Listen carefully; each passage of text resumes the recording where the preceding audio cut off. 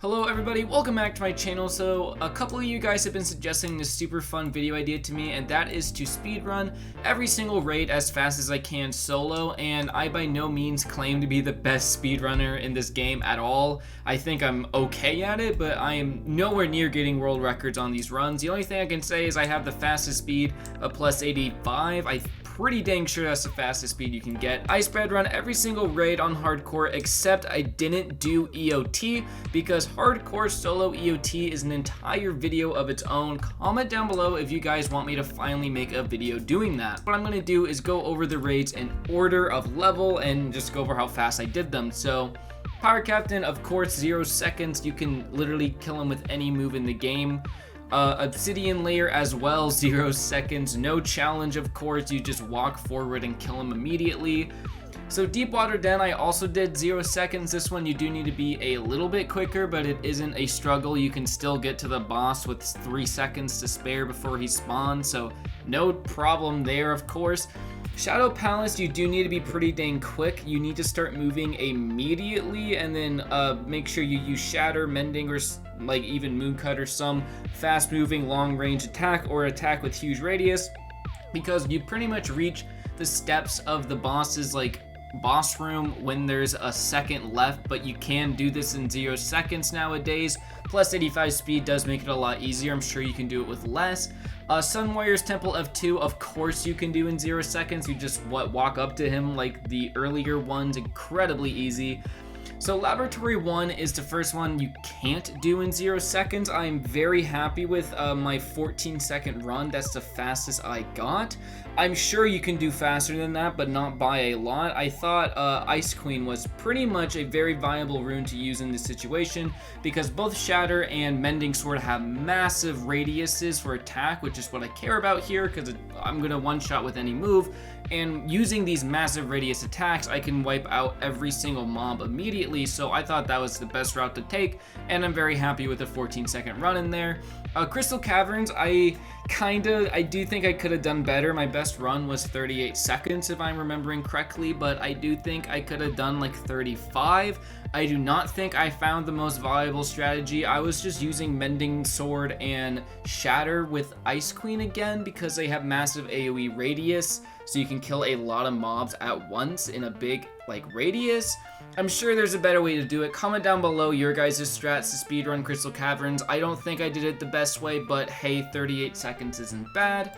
So now we're gonna go on to Mines. So Mines, I'm pretty dang happy with this. My best is around 5 or 6 seconds. I did kind of rage quit because my teleport restart button was broken. No matter how many times I tried to use it over and over again, I left the game, rejoined the game to different servers, but I would never get it to work. Anyways, 6 seconds was the best I did on it. I have done 5 or 4 before, and I'm pretty sure you can do like 1 or 2, but you know, 6 is all right. I do know you can do better than that. So anyways, the next raid, Rogue Hideout. I did a 4-second run of that today. I know someone's done a 3-second, I think, but I'm very happy with my 4-second. It was pretty hard to pull off, but there was a weird strat where I thought if I put Mending Sword normal down where the first boss spawns, immediately walk forward, and then use Hurricane, like the quick dash ability, to move to the next teleporter and go through the boss, and then walk to the last boss. You can kill him in about 4 seconds. It's pretty dang fast. I'm very, very happy with that.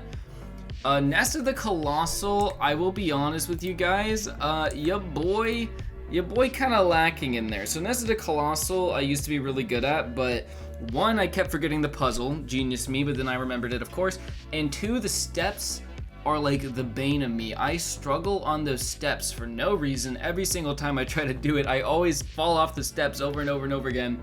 And I think it's just because when you have plus 85 speed, if you think about it, it is kind of hard to parkour because the slightest tap of your keyboard and you're flying, and you just move so dang fast. So I'm happy with 10 seconds. I know you can do better, and I might honestly make an entire video just trying to beat that, but hey, 10 seconds is alright. So Tartarus is by far the longest one. That it's just such a physically long raid because there's 7 stages and you have to wait for the bridges to fall and other things like that. So my best time was like a minute 40, minute 42, something like that.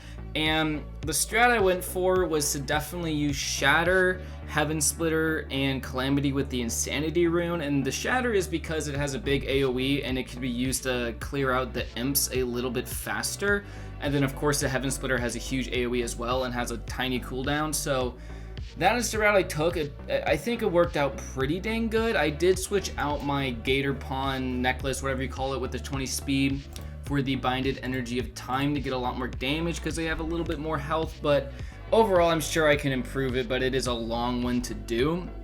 So after Tartarus is of course Frost Dragon. So Frost Dragon is somewhat RNG, depends on how much the Ice Queen is going to be blocking you.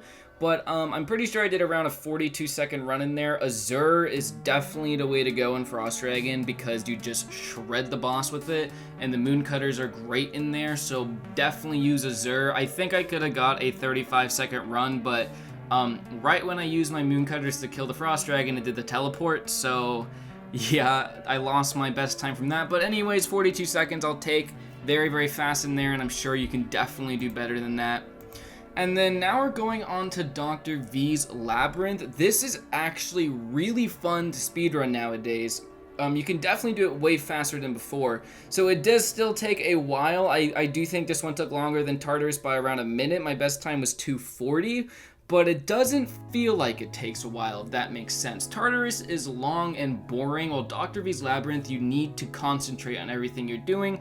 There is only one part that's somewhat time-gated, but it's kind of smart to use it that way, and that is the part where you hit the button in the laser grid room and you wait for the droid thing to teleport you. In there, you can use that time to lower your health so you can have maximum effect on Havoc. And then I went the Insanity, Havoc, Calamity, Heaven Splitter route because it does a lot of damage. And then if you time your Havocs correctly, you can pretty much remain at 25% health the entire time-ish. And then that way you can one-shot the droid, two-shot the robot, and then around 3 to 4 shot Vent. So I'm very happy with 240. It's a fun one to speedrun, and I think 240 is a pretty decent time for soloing in there. And then now we are moving on to the final one, and that is of course going to be Hive. So Hive Hardcore is faster than the last two raids I talked about. My best time in there was around 1:20, and that was using the Rune of Insanity. I do think the Rune of Insanity with Havoc and Mending with Heaven Splitter is the fastest route to go in there. I did test it with Azure as well, but every time I did it with Azure, I could not kill the boss fast enough. Like I couldn't kill the boss during a swarm phase, while every time with Insanity, I managed to kill the boss during a swarm phase without really many problems. So overall, that is pretty much everything. Those are all of my times on all the raids. This was actually a really fun challenge to do. Let me know down below if you guys want that hardcore EOT solo video. That will be an entire thing of its own, and it will be unedited and raw so I can get that Discord tag. Anyways guys, let me know if you enjoyed. Leave a like if you did. Please subscribe for more content and comment down below what you want to see next. Bye!